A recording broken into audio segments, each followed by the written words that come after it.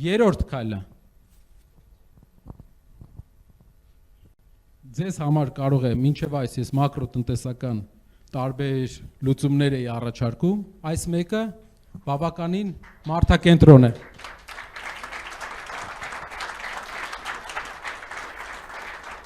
Մենք գրել ենք 20% էժան դեղորայք, բայց դա գրել ենք նրա համար, որ գերակատարենք այդ ծրագիրը։ Ինչու՞։ Ուսումնասիրել ենք, գիտեք, Վրաստանի Հանրապետության փորձը։ Վրաստանում դեղերը, այն դեղերը, որը 5000 դրամից բարձր են, անգամներով կարելի ասել ավելի էժան են, քան Հայաստանում։ Էժան են Հայաստանից։ Ուսումնասիրել ենք փորձը, թե ինչու է Վրաստանում դեղագործական արտադրությունը էժան։ Չէ՞ որ հեռավորությունը մի քանի կիլոմետր է։ Պատասխան. պետությունը վարում է մի քաղաքականություն, որը կոչվում է ERP, այսինքն պետությունը գնում է եվրոպական այն երկրները, որտեղից որ գնում է դեղ վրացական գործարարը, բիզնեսը, եւ հաշվում է, թե այդ դեղի գնման պարագայում մինչև Վրաստան հասցնել, մինչև շահույթ ունենալ, ինչ վերին գին պետք է ունենա այդ դեղը։ Եվ դնում է վերին գին դեղի վրա։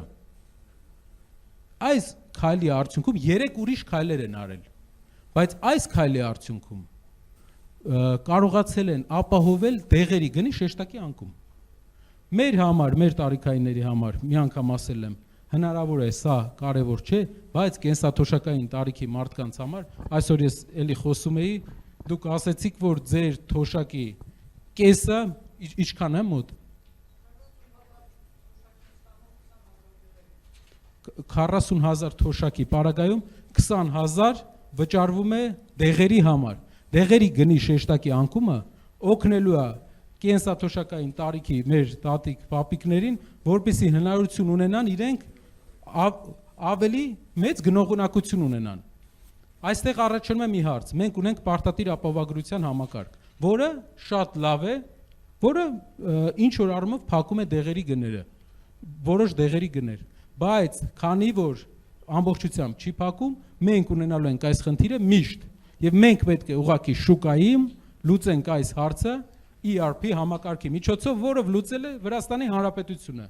Դեղերի գները ավելի էժան, 20%-ը էդի զապասով ենք ասել։